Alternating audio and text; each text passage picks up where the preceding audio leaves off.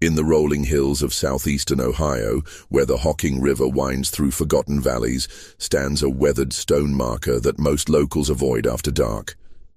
The inscription, barely legible after decades of harsh winters, reads simply, New Canaan Community Farm, 1837-1863. In God's grace we trust.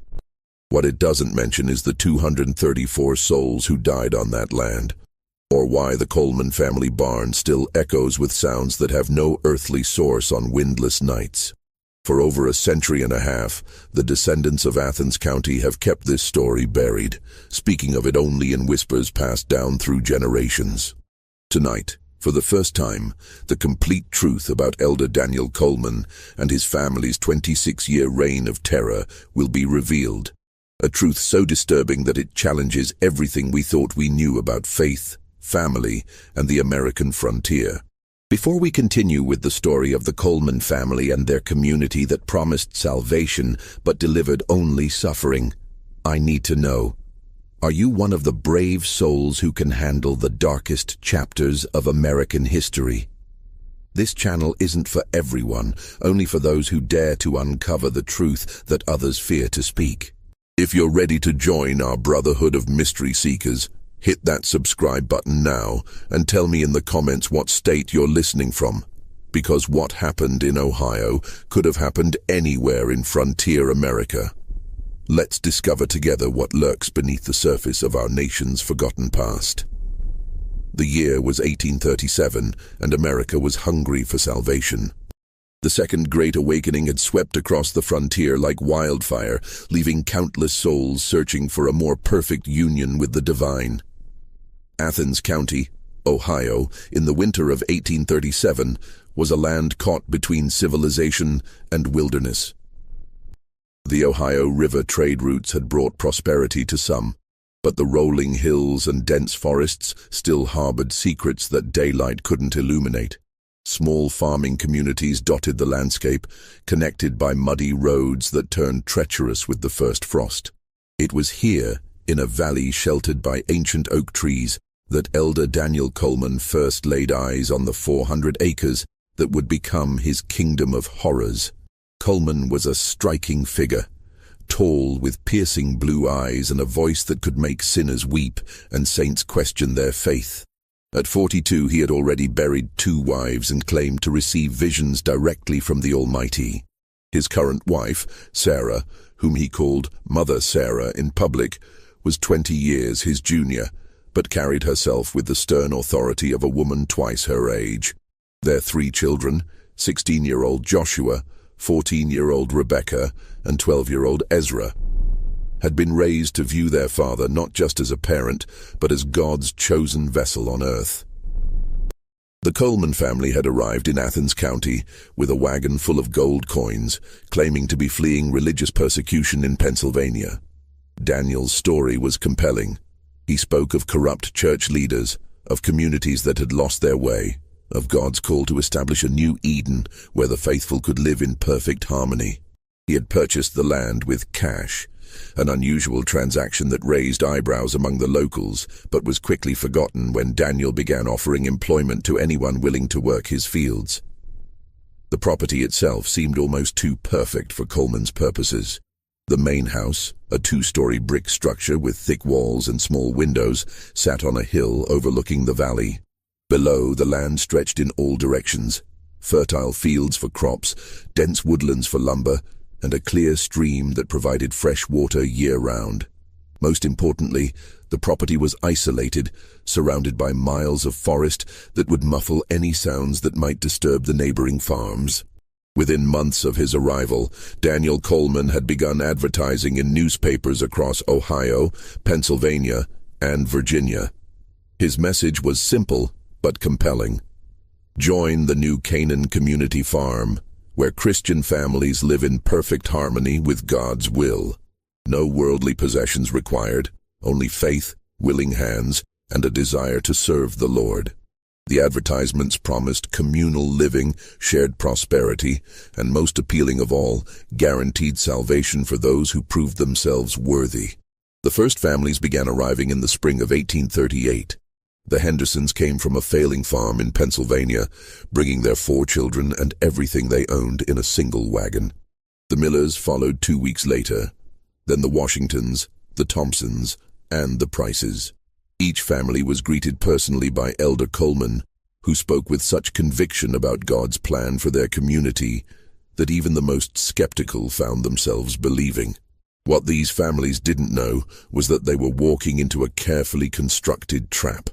Daniel Coleman had spent years perfecting his methods, studying the weaknesses of desperate people and the ways that faith could be weaponized against the faithful. The new Canaan Community Farm was not a religious sanctuary. It was a labor camp disguised as paradise, and the Coleman family were its merciless wardens. The early days seemed to fulfill Coleman's promises. Families lived in well-built cabins, shared meals in the common dining hall, and gathered each evening for prayer and Bible study. The work was hard, clearing fields, planting crops, building structures, but it felt meaningful. Coleman himself worked alongside the community members, his sleeves rolled up, his hands dirty with honest labor. He spoke often of the biblical precedent for their lifestyle, citing the early Christians who held all things in common and lived as one family under God. But as the months passed, subtle changes began to transform the community. The workdays grew longer, the meals smaller, the punishments for minor infractions more severe.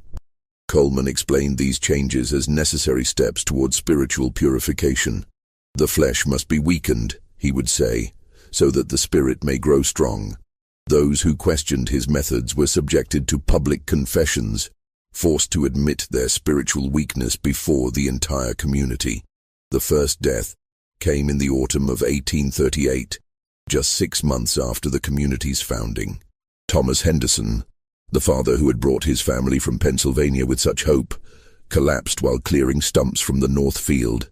The official cause, according to Elder Coleman's careful records, was heart failure brought on by the joy of serving the Lord. But Martha Henderson, Thomas's widow, whispered to her children that her husband had been working 16-hour days with nothing but thin soup and stale bread to sustain him. The funeral was held at sunset, with the entire community gathered around a simple grave marked only with a wooden cross. Coleman delivered a sermon that lasted nearly 3 hours, speaking of Thomas Henderson's blessed transition to eternal life and the privilege the community had been given to witness such divine favor. "Brother Thomas has been called home," Coleman declared, his voice carrying across the valley like thunder. "He has shown us the path to glory, and we must follow his example of total surrender to God's will." But as the weeks passed, more members of the community began to notice disturbing patterns. The Coleman family, Daniel, Sarah, and their 3 children, never seemed to suffer from the same exhaustion that plagued everyone else.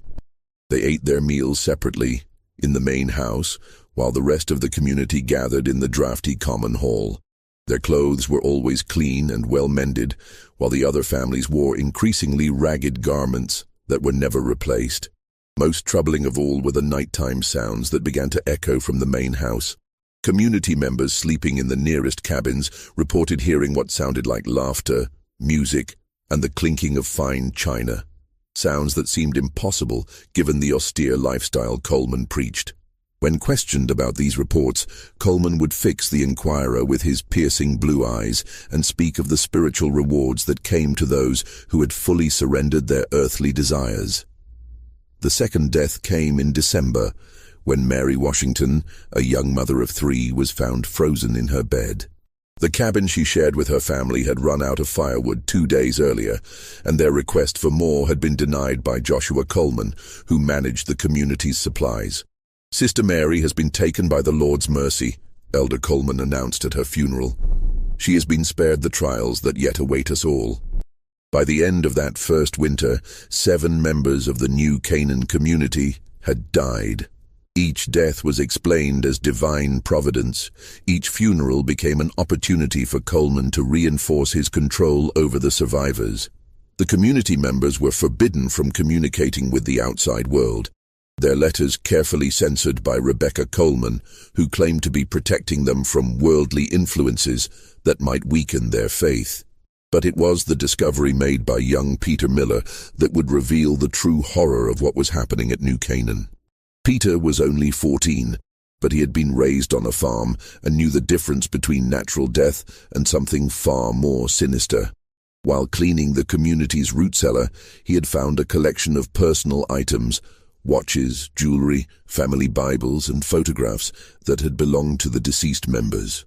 These were items that should have been sent to relatives or buried with the dead, not hoarded like treasure in a hidden chamber beneath the Coleman house. When Peter tried to report his discovery to Elder Coleman, he was told that he would need to undergo a spiritual cleansing for his impure thoughts. That night, Peter Miller disappeared. The official story was that he had run away, unable to handle the discipline required for true spiritual growth. But his mother, Elizabeth Miller, found drops of blood leading from Peter's cabin to the woods behind the main house, and she knew her son had not left voluntarily. The pattern was becoming clear to those brave enough to see it. The new Canaan Community Farm was not a religious sanctuary. It was a prison where the Coleman family grew rich while their brothers and sisters died from deliberate neglect, overwork, and worse.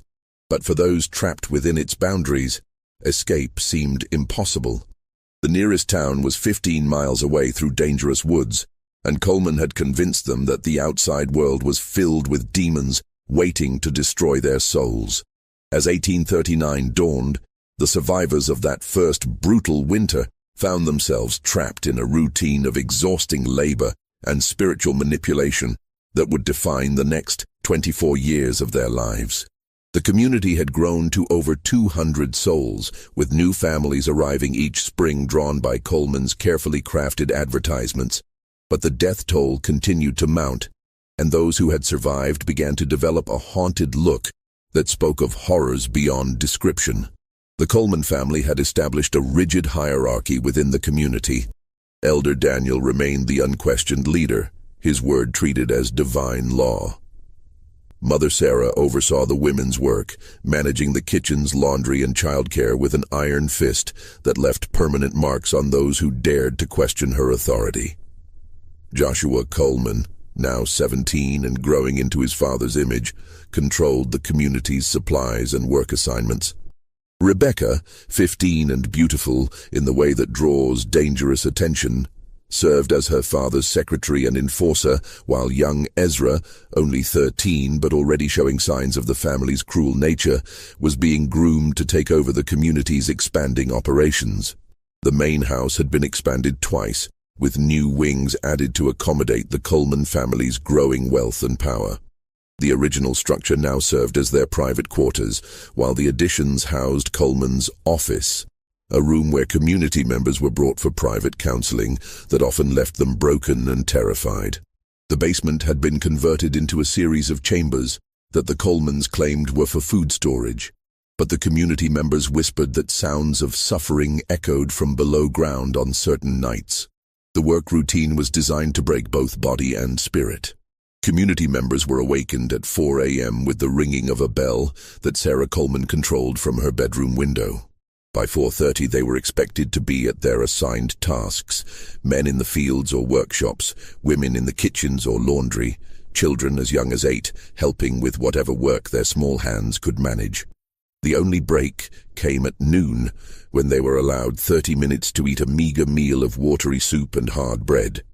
But it was the evening services that truly revealed the depth of Coleman's psychological control. Each night, the entire community was required to gather in the main hall for what Coleman called spiritual instruction. These sessions often lasted until midnight, with Coleman delivering sermons that mixed legitimate biblical passages with his own twisted interpretations. Community members were required to confess their sins publicly, to admit their failures, and beg for forgiveness from both God and Elder Coleman. Those who showed signs of rebellion were subjected to special attention. They might be assigned to work parties that never returned, sent on missionary work to distant towns, or simply disappear during the night. The official explanations varied. Some had been called to serve the Lord in other places. Others had succumbed to worldly temptations and fled like cowards. But the community members knew better.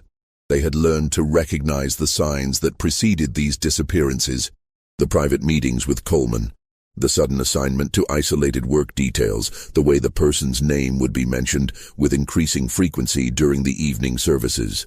The children born in the community faced a particularly horrific fate. Those who showed promise were taken from their parents at age 5 and raised directly by the Coleman family, trained to become the next generation of overseers. The others were put to work as soon as they could walk, their small hands perfect for tasks that adults couldn't manage. Many of these children never lived to see their 10th birthday, their bodies too small to handle the brutal conditions Coleman imposed. By 1845, the new Canaan Community Farm had become a self-sustaining operation of horror. The community produced crops that were sold in distant markets, bringing steady income to the Coleman family. They raised livestock that fed the family while the workers survived on scraps. They even operated a small mill that processed grain for neighboring farms, with the profits going directly into Daniel Coleman's ever-growing collection of gold coins. But the most profitable aspect of the operation was the constant stream of new arrivals. Each family brought their life savings, their livestock, their tools, and their hope. Coleman had perfected the art of extracting every penny from these newcomers before they realized the trap they had entered. By the time they understood their situation, they were too weak, too isolated, and too psychologically broken to resist. The nearest town, Athens, was far enough away that the community's activities remained hidden from prying eyes. When occasional visitors did arrive, traveling preachers, government officials, or relatives of community members, they were given carefully orchestrated tours that showed only what Coleman wanted them to see. The healthiest community members were brought forward to testify about their spiritual fulfillment, while the sick and starving were hidden away in the back cabins or sent to work in distant fields. Local authorities received regular reports from Coleman about the community's activities, always written in his own hand and presenting a picture of peaceful religious devotion. The few complaints that reached the outside world were dismissed as the ramblings of troubled individuals who had been unable to handle the discipline required for true spiritual growth. Coleman's reputation as a man of God, combined with his careful cultivation of relationships with local politicians and business leaders, created a shield of protection around the new Canaan community that seemed impenetrable. The winter of 1851 brought changes that would test even Coleman's iron control over his captive community. A severe outbreak of influenza swept through the overcrowded cabins, killing 37 people in less than 2 months. But it was during this crisis that a few brave souls began to piece together the full scope of the Coleman family's crimes. Anna Thompson, a widow who had arrived with her 2 children 3 years earlier, had been assigned to help care for the sick. Her nursing duties gave her access to cabins throughout the community, and what she discovered made her blood run cold. The influenza outbreak was not natural. It was being deliberately spread by Rebecca Coleman, who had been visiting the sick with contaminated blankets and food. Anna watched in horror as the 19-year-old girl moved from cabin to cabin, her beautiful face a mask of calculated cruelty, as she ensured that the weakest members of the community would not survive the winter. But Anna's most shocking discovery came when she was assigned to clean out the cabin of the recently deceased Williams family. Hidden beneath a loose floorboard, she found a journal that had been kept by Robert Williams, a former schoolteacher who had documented everything he had witnessed during his 2 years at New Canaan. The journal's pages revealed a pattern of systematic murder, theft, and abuse that made Anna's hands shake as she read. Williams had recorded dates, names, and methods. He had documented how food was deliberately withheld from families who showed signs of discontent, how accidents befell those who asked too many questions, and how the Coleman family had amassed a fortune built on the blood and suffering of their followers. Most disturbing of all, Williams had discovered that several community members had not died from natural causes, but had been poisoned with a substance that mimicked the symptoms of common illnesses. The journal also revealed that Daniel Coleman was not the man he claimed to be. His real name was David Colton, and he had been wanted by authorities in 3 states for fraud and murder. The deaths of his previous wives had not been natural, and the religious persecution he claimed to have fled was actually a murder warrant issued after the suspicious death of a wealthy widow who had left him her entire estate. Anna Thompson faced an impossible choice. She could try to expose the truth and almost certainly be killed for her efforts, or she could remain silent and watch as more innocent people died. The decision was made for her when she realized that Rebecca Coleman had been watching her, waiting for the perfect moment to eliminate another potential threat. The confrontation came during a particularly brutal February blizzard. Anna had been summoned to the main house for what Rebecca called spiritual counseling. But instead of the usual psychological manipulation, Anna found herself face to face with the true nature of the Coleman family's operation. The basement chambers she had heard whispered about were revealed to be torture rooms where dissidents were broken physically and mentally before being quietly eliminated. Rebecca Coleman, now 22 and fully initiated into her family's methods, explained to Anna exactly what would happen to her and her children if she tried to expose the truth. "You have seen too much," Rebecca said, her voice as cold as the winter wind howling outside. "But you are not the first, and you will not be the last. The choice is simple. Join us in our work, or join the others in their eternal rest." But Anna Thompson had one advantage that Rebecca had not anticipated. During her nursing duties, she had earned the trust of other community members who were beginning to question their situation. Margaret Foster, whose husband had died under suspicious circumstances the previous year, had been keeping her own record of the community's activities. David Chen, one of the few skilled craftsmen in the community, had been gathering evidence of the Coleman family's theft and extortion. Sarah Martinez, a young mother whose children had been taken for special education, had been planning her own escape. This small group of conspirators had been meeting in secret, using the cover of their work duties to share information and plan their response. They had discovered that the Coleman family's wealth was hidden in a series of caches throughout the property, that several community members were being held prisoner in the basement chambers, and that a mass murder was being planned for the spring of 1852 to eliminate the witnesses to the family's crimes. The revelation that shocked them most was the discovery that the Coleman family had been operating similar communities in other states. Joshua Coleman, now 25 and his father's primary assistant, had been traveling regularly to establish new branches of their operation. The new Canaan Community Farm was not an isolated horror. It was part of a network of religious communities that existed solely to enrich the Coleman family through exploitation and murder. The spring of 1852 brought with it a sense of impending doom that even the most obedient community members could not ignore. The Coleman family had grown more brazen in their cruelty, more careless in their methods, and more desperate to maintain their control. The community population had swelled to nearly 400 souls, but the death toll had increased proportionally. The small cemetery behind the main house now contained over 100 graves, each marked with a simple wooden cross that bore no name. Anna Thompson and her fellow conspirators had spent the winter months carefully gathering evidence and planning their escape. They had discovered that the Coleman family was planning what they called the Great Purification, a mass elimination of community members who were no longer productive or who posed potential threats. The plan was to blame the deaths on a disease outbreak, dispose of the bodies in a mass grave, and start fresh with a new group of unsuspecting victims. But their plans for escape were complicated by the arrival of a new group of families in early March. The Andersons, the Kellys, the Johnsons, and the Moores had come from as far away as Virginia, drawn by Coleman's latest advertising campaign. These newcomers represented fresh victims who had no idea of the horrors that awaited them, and Anna's group felt morally obligated to try to save them along with themselves. The situation became even more dangerous when Ezra Coleman, now 25 and fully initiated into his family's methods, began to suspect that someone was gathering evidence against them.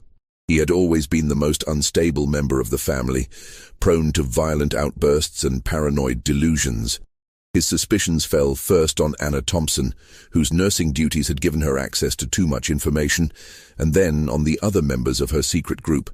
The first sign of trouble came when Margaret Foster's youngest child, 8-year-old Emma, disappeared during a routine work detail. The official explanation was that she had wandered off and gotten lost in the woods, but Margaret knew better. Emma had been taken as leverage, a way to ensure Margaret's silence about what she had discovered. The message was clear: cooperate or watch your children die. This escalation forced Anna's group to accelerate their plans. They had originally hoped to gather enough evidence to present to outside authorities, but it was becoming clear that they would not have that luxury. The Coleman family was preparing for their final solution, and the conspirators had only days to act. The breakthrough came from an unexpected source. Timothy Walsh, a 15-year-old boy who had been born in the community, approached Anna with information that changed everything. Timothy had been working in the Coleman family's private quarters, and he had overheard conversations that revealed the full scope of their plans. The Great Purification was scheduled for the first week of April during the community's annual spring festival. The Coleman family would use poisoned food to kill most of the community members, then burn the buildings to destroy the evidence. But Timothy's information also revealed something even more shocking. The Coleman family had been in contact with similar operations in Kentucky, Tennessee, and Indiana. They were planning to abandon the Ohio location and move to a new site where they could start the process all over again. The deaths of the new Canaan community members were not just about eliminating witnesses. They were about covering the tracks of a criminal enterprise that had been operating for over a decade. The conspirators now faced their greatest challenge yet. They had to find a way to save not just themselves, but hundreds of innocent people who had no idea of the danger they were in. They had to do it without alerting the Coleman family to their plans, and they had to do it quickly enough to prevent the mass murder that was only weeks away.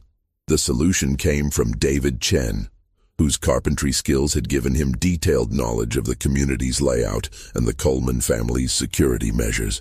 He had discovered that the basement chambers beneath the main house were not just torture rooms. They were also the storage site for the Coleman family's accumulated wealth. Years of theft and extortion had filled these chambers with gold coins, jewelry, and other valuables taken from their victims. Chen's plan was audacious in its simplicity. The conspirators would use the cover of the Spring Festival preparations to access the basement chambers, gather evidence of the family's crimes, and steal enough of their wealth to fund an escape. They would then slip away during the chaos of the festival, taking with them as many community members as possible and heading for the nearest town where they could alert the authorities. But as they prepared to put their plan into action, they discovered that they were not the only ones with secrets. The Coleman family had been monitoring their activities more closely than they realized, and a trap was being prepared that would test their courage and their commitment to saving the innocent souls who had placed their trust in a family of monsters. The stakes had never been higher, and the window for action was rapidly closing. In just 2 weeks, the Spring Festival would begin, and with it, the Coleman family's plan to eliminate the evidence of their crimes, along with the lives of everyone who had witnessed them.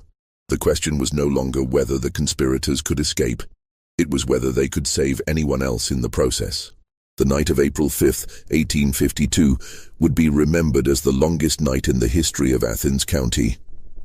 The Spring Festival had begun 3 days earlier, with the entire community gathered for what they believed would be a celebration of renewal and spiritual rebirth.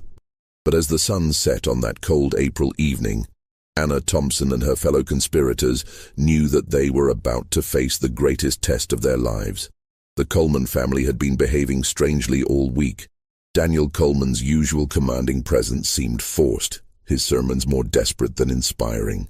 Sarah Coleman had been seen burning papers in the main house's fireplace, while Rebecca and Joshua moved through the community with a nervous energy that spoke of impending violence.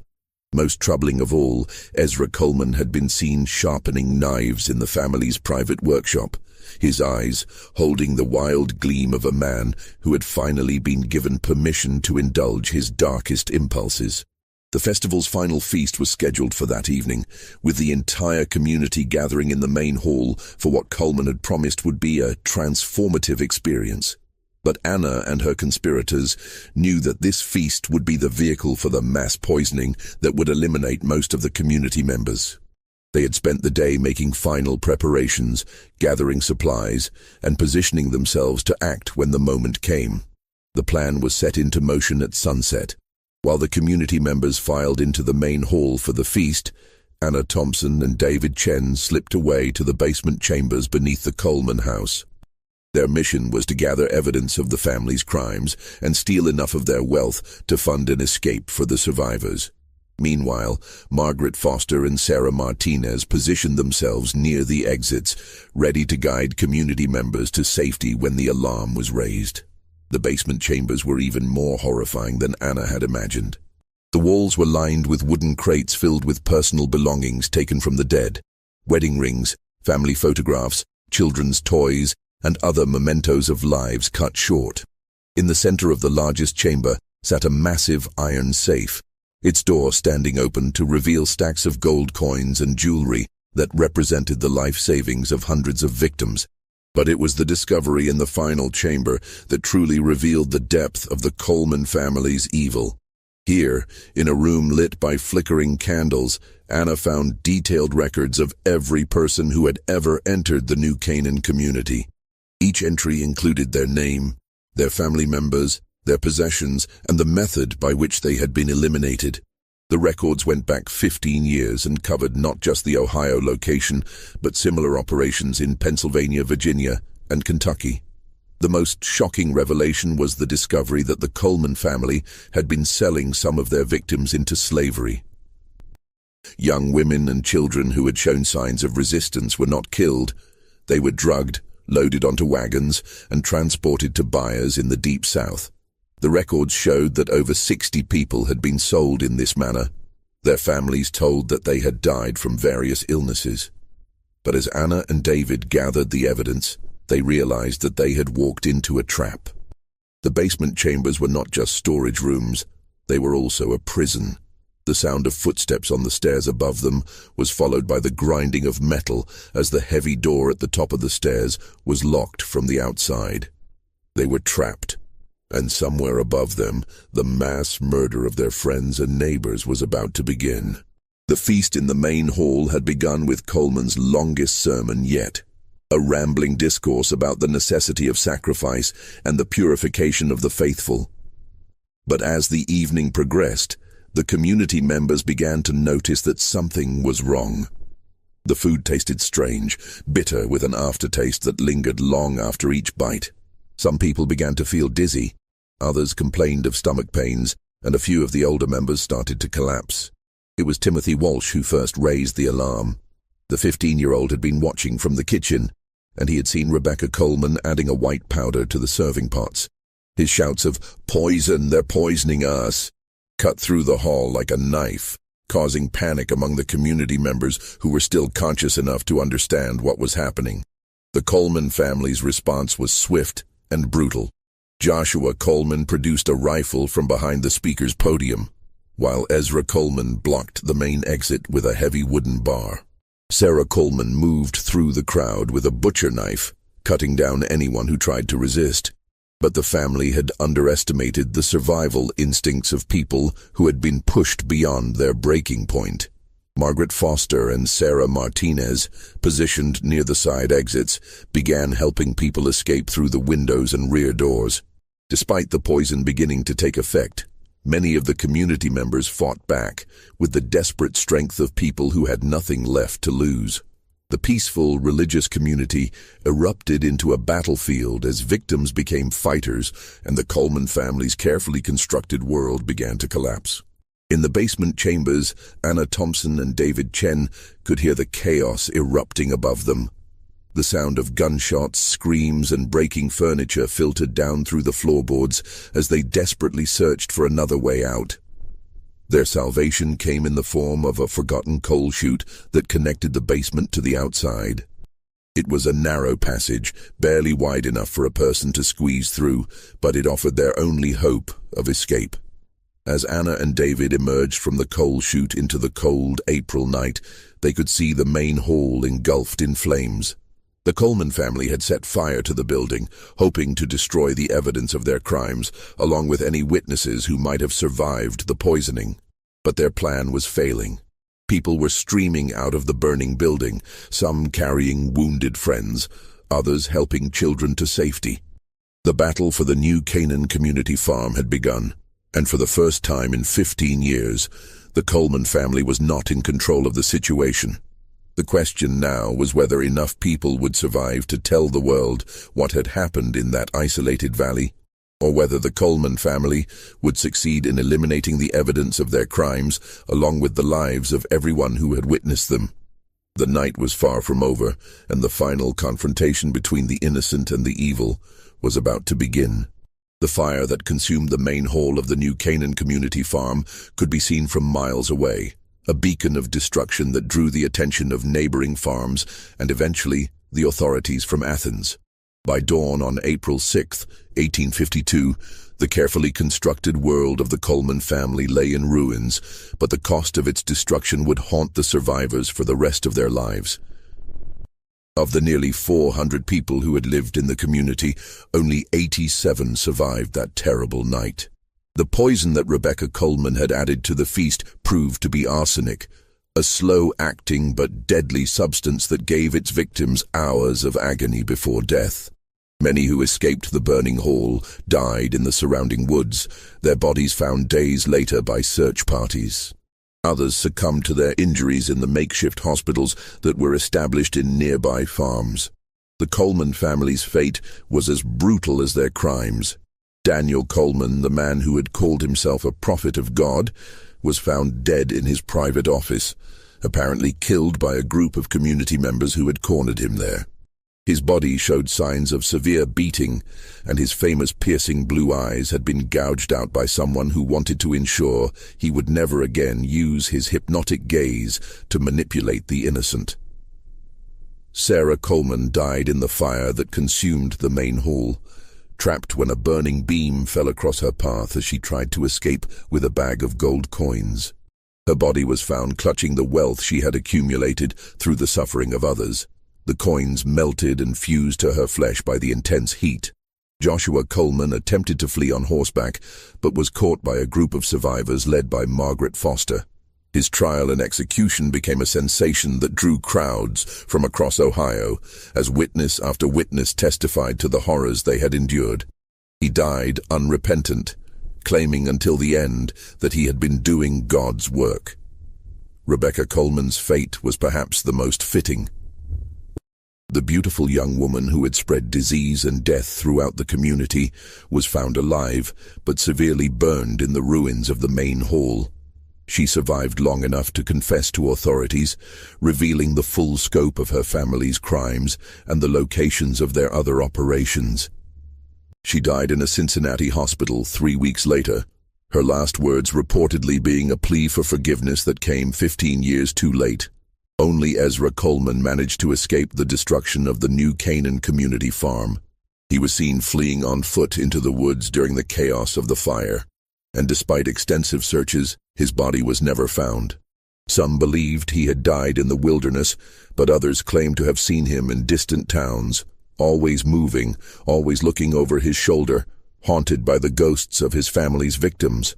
The investigation that followed revealed the true scope of the Coleman family's crimes. The records Anna Thompson had discovered in the basement chambers led authorities to similar operations in Kentucky, Tennessee, and Indiana. In total, over 800 people had been killed or sold into slavery by the Coleman family and their associates over a period of nearly 20 years. The network of fake religious communities had been one of the most successful criminal enterprises in American history, generating profits that would be worth millions in today's currency. The survivors of the new Canaan Community Farm struggled to rebuild their lives. Many were haunted by guilt over their failure to act sooner, while others were tormented by the memories of what they had witnessed. Anna Thompson became an advocate for the rights of religious minorities, working to ensure that communities like New Canaan could never again operate in secret. David Chen used his carpentry skills to help build new homes for the survivors, while Margaret Foster and Sarah Martinez established a school for the children who had been orphaned by the Coleman family's crimes. The property itself was abandoned immediately after the fire. The buildings that had not been destroyed were torn down by order of the state government, and the land was left to return to wilderness. Over the years, local farmers reported strange sounds coming from the area, the tolling of bells that no longer existed, the voices of children calling for help, and the sound of footsteps in buildings that had been reduced to ash. The official records of the New Canaan Community Farm were sealed by court order, and the story gradually faded from public memory. The surviving victims were scattered across the country, most of them adopting new names and new identities to escape the stigma of their association with the Coleman family. The authorities were embarrassed by their failure to investigate earlier reports of abuse, and there was little political benefit to be gained from keeping the story alive. But the truth has a way of surviving even the most determined efforts to bury it. The descendants of the survivors passed down the story through generations, and occasionally researchers and historians would stumble across fragments of the official records. The stone marker that stands today in the valley where the New Canaan Community Farm once operated is a compromise between truth and silence. It acknowledges that something happened there, but it doesn't reveal the full horror of what the Coleman family did to the innocent people who trusted them. The final count of the dead was never officially determined. The records that Anna Thompson discovered suggested that the true number was much higher than the bodies that were found. Many victims had been buried in unmarked graves throughout the property, while others had simply vanished without a trace.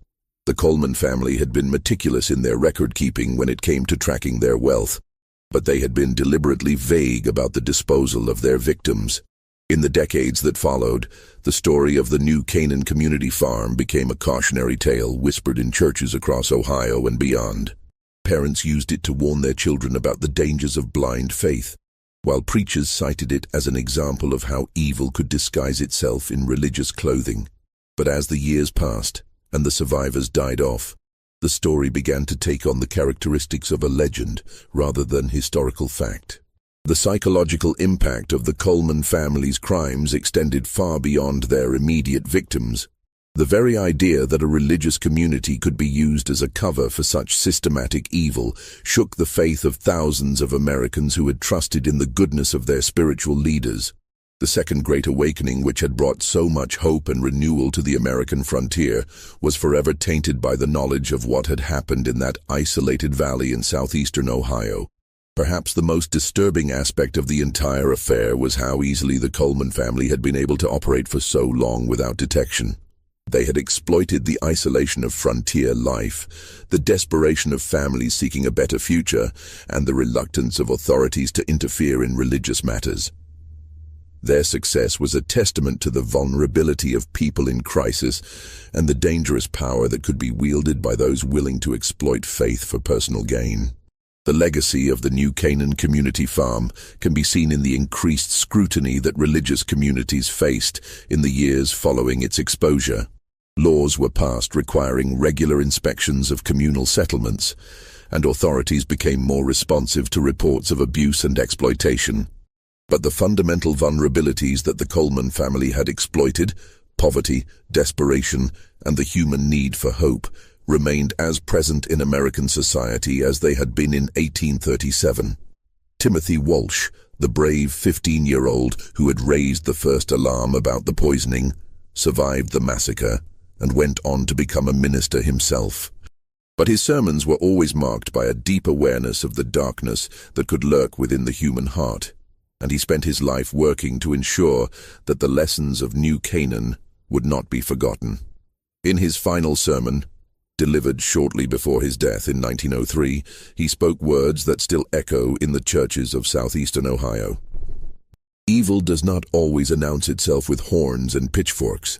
Sometimes it comes wearing the robes of righteousness, speaking the language of salvation, and promising the very thing we most desperately need to believe. The stone marker that stands today in the valley is visited by few people, and most of those who do come are drawn by curiosity rather than reverence. The inscription has weathered badly over the years, and many of the letters are barely legible. But on certain nights, when the wind blows just right through the oak trees that have reclaimed the land, local residents still report hearing sounds that seem to come from a time long past. The tolling of a bell that was destroyed in the fire, the voices of children calling for their parents, and the echo of sermons delivered by a man who claimed to speak for God, but served only himself. The question that haunts historians and theologians alike is how many other operations like the new Canaan Community Farm existed during the turbulent years of America's westward expansion. The Coleman family's network was extensive, but were they unique in their methods, or were they simply the ones who were caught? The sealed records and scattered testimonies suggest that the truth may be far more disturbing than anyone has been willing to acknowledge. What we know for certain is that on April 5, 1852, a family of monsters was finally brought to justice, but the cost of that justice was measured in hundreds of innocent lives. The survivors carried the scars of their experience until their dying days, and their descendants continue to grapple with the knowledge of what their ancestors endured in that isolated valley. The story of the new Canaan Community Farm serves as a reminder that the greatest horrors are often perpetrated not by strangers in the darkness, but by those who claim to offer light in our darkest hours. This story isn't just a relic of America's past, it's a warning that echoes through the centuries. In every generation, there are those who would exploit our deepest needs and highest aspirations for their own evil purposes. The names change, the locations shift, but the fundamental pattern remains the same. The Coleman family's greatest crime was not just the murder of their victims, but the murder of their faith, their hope, and their trust in the goodness of humanity. What do you think happened to those who managed to escape that terrible night? Do you believe all the Coleman family members met their end, or could some have survived to continue their evil work elsewhere?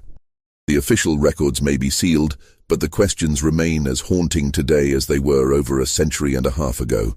Share your thoughts in the comments below, and if you found this story as chilling as it was revelatory, make sure to subscribe for more hidden chapters from America's darkest history. Until next time, remember that the most dangerous monsters are often those who wear the mask of righteousness.